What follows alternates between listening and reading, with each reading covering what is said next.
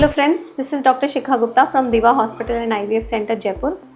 तो जो भी लोग परफेक्ट प्रेगनेंसी केयर लेते हैं, जो लोग भी प्रेगनेंसी के दौरान रेगुलर डॉक्टर से मिलना, इंपॉर्टेंट सोनोग्राफीज़ करवाना, ये सब चीज़ें करते हैं, तो उसमें हमें बहुत सारी चीज़ें प्रेगनेंसी से संबंधित काफ़ी टाइम से पता चल जाती हैं, जिससे हम प्रेगनेंसी सेव कर पाते हैं। इट्स नॉट अनकॉमन कि पेशेंट्स कुछ होते हैं जिनका यूट्रस वीक होता है। लेमैन लैंग्वेज में, हमारी भाषा में हम ये कहते हैं सर्वाइकल इनकॉम्पिटेंस, मतलब सर्विक्स पेशेंट का अच्छा नहीं है और वो इतना वीक है कि जैसे जैसे बच्चा ग्रो करता है तो उसको होल्ड नहीं कर पाता और वो खुल जाता है और बच्चा सेकेंड ट्राइमेस्टर में या 4th मंथ बाद गिर जाता है, या फिर पेशेंट को प्रीटर्म डिलीवरी हो जाती है।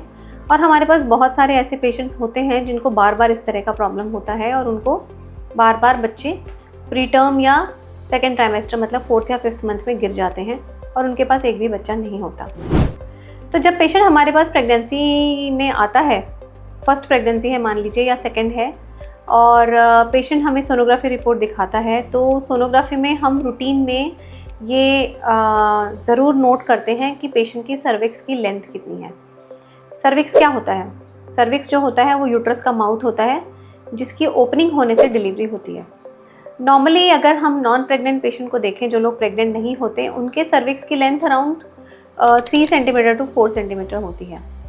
प्रेगनेंसी में भी जो लेंथ होती है वो 3 या समटाइम्स अप टू 5 सेंटीमीटर भी चली जाती है। और जो सर्विक्स की लेंथ होती है जो काफ़ी रीएश्योरिंग होती है अगर वो 3 सेंटीमीटर के ऊपर है।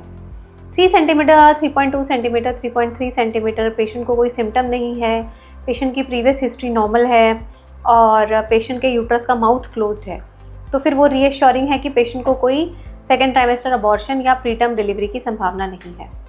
पर अगर पेशेंट का जो एंटी स्कैन है या 12 वीक स्कैन है, उसके अंदर हमें सर्विक्स की लेंथ पता चलता है 3 से कम हो गई, क्योंकि 3 बहुत ही मार्जिनल है। 3 पर हमें थोड़ा अलर्ट रहना पड़ता है कि 3 से कम अगर हो जाएगी तो प्रीटर्म डिलीवरी का रिस्क बढ़ जाएगा।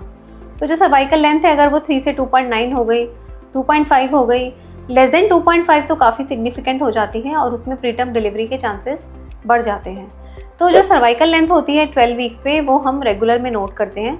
ऑल्दो वैसे तो हर ट्राइमेस्टर में नोट होनी चाहिए और हर सोनोग्राफीज़ में नोट होनी चाहिए, पर लेकिन हाँ, अगर हमें 12 वीक्स पे ही प्रॉब्लम्स का पता चल जाता है तो हम काफ़ी बार पेशेंट को सर्कलाज मतलब एक स्टिच लगा देते हैं, जिससे कि उसका अबॉर्शन या प्रीटर्म डिलीवरी का चांस काफ़ी रिड्यूस हो जाता है।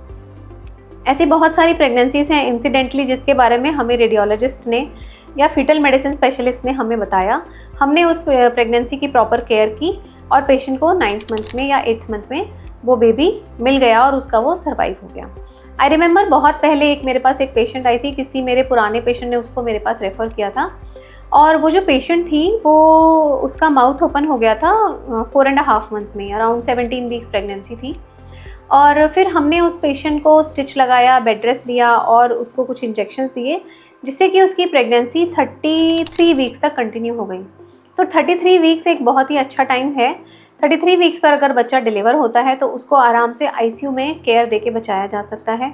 उसको ICU में बड़ी मशीनें, वेंटिलेटर और सर्फेक्टेंट, इस तरह की चीज़ों की ज़रूरत भी रूटीन से कम पड़ती है। यही बच्चा अगर मान लीजिए हम प्रॉपर टाइम से केयर नहीं लेते और ये 22 हफ्ते पर डिलीवर हो जाता या 23 हफ्ते पर डिलीवर हो जाता तो हम बचा ही नहीं पाते।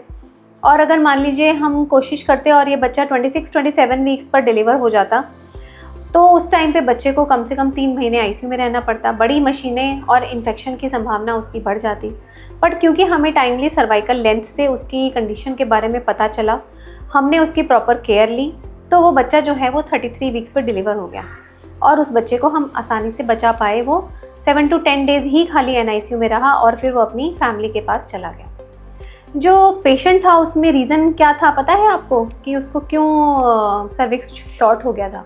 उसका रीज़न था यूनिकॉर्नुएट यूट्रस।